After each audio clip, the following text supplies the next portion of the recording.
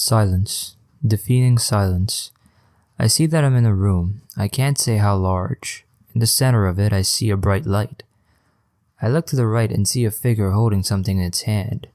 It raises its hand. In a single moment, sound erupts, squealing and high-pitched wailing with a deep rumble. It sounds like Mongol throat singing. My ears are on the verge of bleeding, then the light gets brighter and brighter and brighter and brighter. Sean, you alright there, buddy? You spaced out. I was awakened from my stupor. Yeah, I had a peculiar dream last night, that's all, I say, and I was telling the truth. I never had such dreams before, and I don't recall ever having such fever dreams. I was not sick. It was weird, but I brushed it off. It happens sometimes, I guess. The human brain is weird. Dr. Ulrich will exit his room in exactly 3 minutes. You should get going, my colleague told me. Damn, how long was I in deep thought? I look at my coffee mug still half full, but now the cup was cold. Shit, I guess I'll take my leave then. I stood up from the chair and walked to the exit of the canteen. I opened the door and entered the now busy hallway. Being an intern at a small lab, I expected there to be 10 people at most. But even now, with almost 3 months of work experience here, I still can't remember everyone's name. I walk through the hall, and as I am nearing the lab, I spot Dr. Ulrich, closing the thick metal door through which he usually disappears every Monday and Tuesday. He always stays inside for exactly 10 hours, starting from 5 in the morning till 3 in the afternoon. He does it like clockwork, and accurate to the second. I'm surprised since the guy's normally a chill guy who usually jokes around with everyone, including the interns, and he is quite informed of the new trends despite his age. I don't know how old he is exactly, no one does from what I've been told, but I would give him somewhere between 55 and 60. As I pass him by, I remember the first piece of advice Kylie, a woman who worked with him longer than anyone here, told me before I started working. Don't ask any questions, and when you see he's in deep thought or doing his routine rituals, don't speak to him at all, unless spoken to. I was confused back then as to why, but now with hindsight, I am well aware of why. I pass him by as he does his usual ritual of locking and unlocking the door exactly 16 times with immense concentration. I would wager he counts the seconds between every lock and unlock as well. OCD, unlike what the movies would tell you, is a real mental illness with very real consequences. Google Howard Hughes. He's pretty famous for having an extreme case of OCD, but thankfully, Dr. Ulrich isn't as bad as him. He isn't a germaphobe.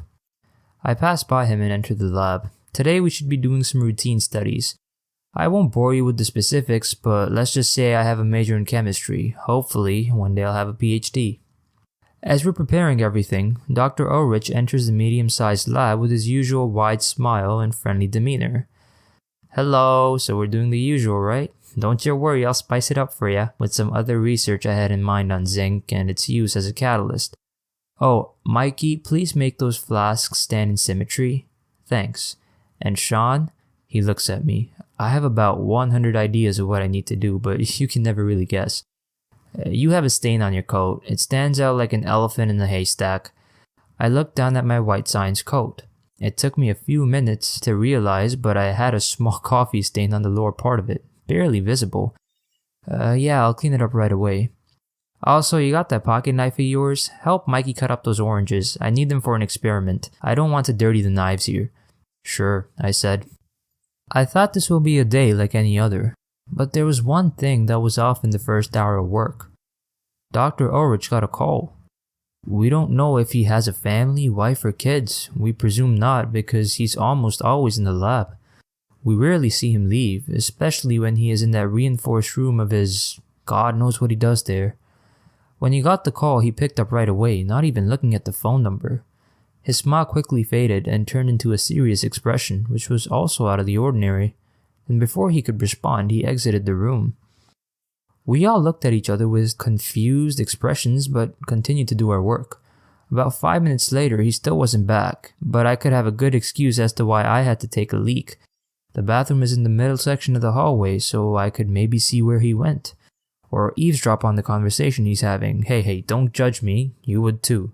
The guy's mysterious and I'm curious, that's all. But as I am making my way to the bathroom, I see Dr. Ulrich enter his room with someone else. and that other person looked as if he or she wore some kind of robe.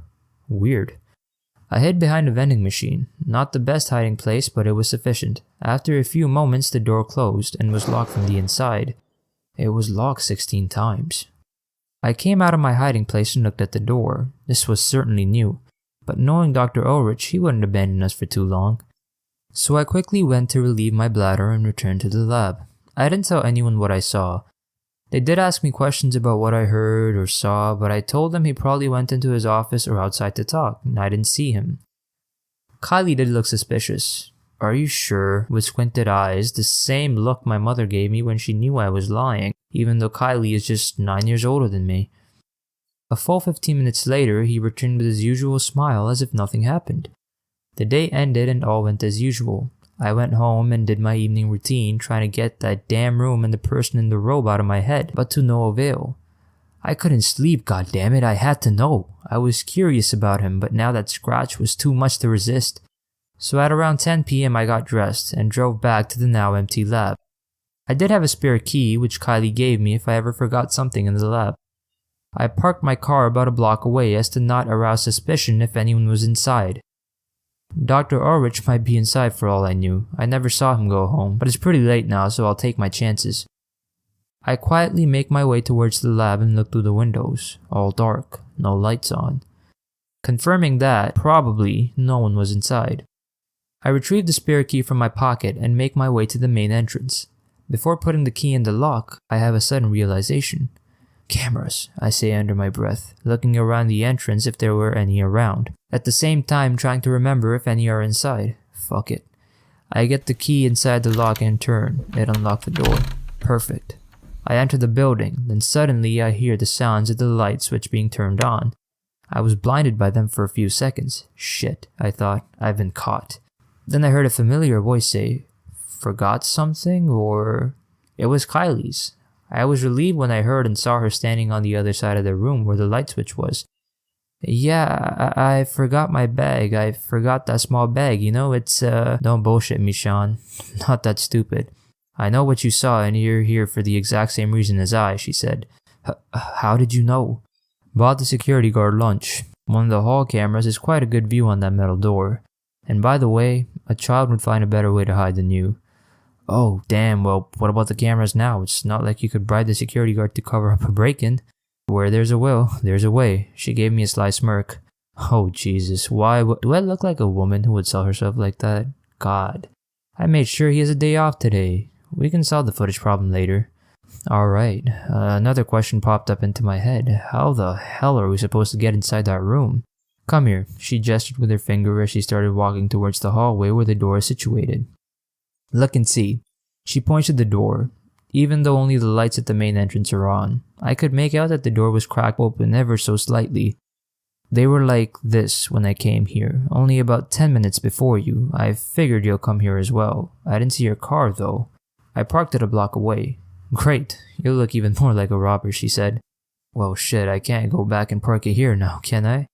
"Did you see anything else from that footage? Something I might have missed?"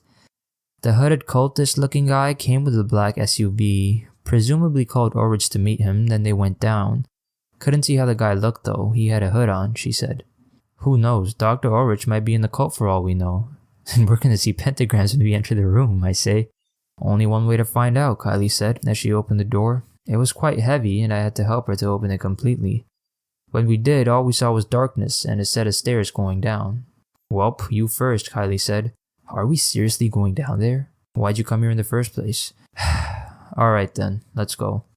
Kylie had a flashlight with her. I used my phone's flashlight. We turned them on and started slowly descending downwards. After about 3 or 4 minutes of descending, we finally reached the bottom, and thankfully there was a light source down there. But the only thing blocking the way was another door. It was also unlocked when we opened it. It was pitch black inside. Both of us were quiet as we entered. "You hear that?" Kylie whispered. And after a moment or two, I could hear some sort of murmuring or chanting. It wasn't too loud, but audible. I turned on my light. The room was quite large and filled with all sorts of tools and gadgets, but the thing that worried us the most was at the other end. 6 hooded figures standing in front of some sort of machine made of some sort of metallic rings. The figures ignored us. I turned the light to another place in the room and we saw Dr. Ulrich tied to a chair. "Oh shit," I said. "Dr. Ulrich!" Kylie exclaimed as she ran to free him. "Kylie, here, take this." I gave her the pocket knife I always carried with me. "Cut him loose and let's get out of here." As Kylie was cutting him free, I saw that the rings on the machine started moving, and some sort of patterns engraved in the metal lit up in a golden color. They started turning faster and faster, making a high-pitched noise. The chanting of the hooded men became louder and quicker. "Kylie, hurry the fuck up." I'm trying.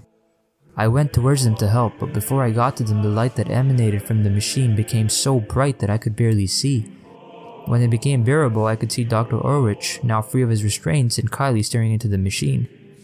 I turned to look. The high-pitched noise was still there, and it was still quite bright. But through the rings, which were spinning at an impossible speed, I saw an eye.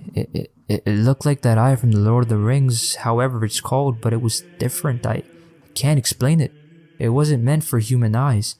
One of the hooded men, the one in the middle, dropped to his knees and lowered his hood. I couldn't see his face, but I could hear him shout, "God of men and earth, enlighten my mortal being. Give me knowledge." He started laughing hysterically. Then that laugh turned into a blood-curdling scream as the man grabbed his head with both arms. His friends ignored him and just continued chanting, even louder this time. Just as I was about to look away, the guy in the middle, his head just exploded. Pop, just like that. "Jesus," I said as I came back to reality and grabbed Kylie. "Dr. Ulrich, let's get out of here." I was finally able to see clearly Dr. Ulrich's expression. It was calm. It also looked slightly irritated, like in a way if something wasn't right. "Dr. Ulrich!" "I have to fix this. You can go on." He stood up and casually went toward one of the tables in the room. I could see the eye thing follow him with its gaze. "We're not leaving without you," Kylie shouted, to which he just swung his hand in a dismissive motion. "Then let's go." "But no buts, we have to go." I grabbed Kylie tightly by the arm and ran toward the exit, but before we could get to it, the doorway just shrunk. It kept shrinking until it was completely gone. We looked at each other in utter shock and disbelief. When we turned around, I saw Dr. Ulrich retrieve some sort of ball from one of the drawers he had, and casually just walked up to the remaining 5 who were chanting, and the eye. "Hey, you have to compensate me for the mess you made," he shouted at them. He would have probably told them in a calm voice normally, but the chanting and the sound from the machine eye thing were too loud. He got no response, of course. Then he looked at the eye. "You, some call you the embodiment of Deus Ex Machina, the fallen angel, yada yada yada." He pointed at the creature who just stared at him. "You claim to govern this universe and all that's in it, correct? Well, the only thing you can govern here is your retreat." When he finished his sentence, the eye widened. The chanting men collapsed to the floor and the tables and chairs were pushed by a great force in all directions. Kylie and I barely avoided them. Suddenly, a deep voice, well, it sounded more like voices. It didn't come from any one source. It sounded like it was speaking right in our heads. "Son of Adam, the wicked, and that whore of Eve, you dare to say such things to me, you will be punished. I govern all that is dead or alive. I am your master. God has left this universe and I will fill that void." Lucifer 2.0, I see. Yeah, about that, I think you failed to understand a few things. God is nowhere to be found, but he did make some laws that still apply. "I am the law. I am God. I am salvation. I am your death." Such a weak ego for a god. Let me make it simple for you. The laws of nature in this universe are different here. Science governs all. The high-pitched sound became unbearable. I was sure we were all dead. And Dr. Ulrich retrieved the ball from his pocket and pointed it at the eye. Right, the hard way it is. It looked like he clicked something on the ball. The eye screamed.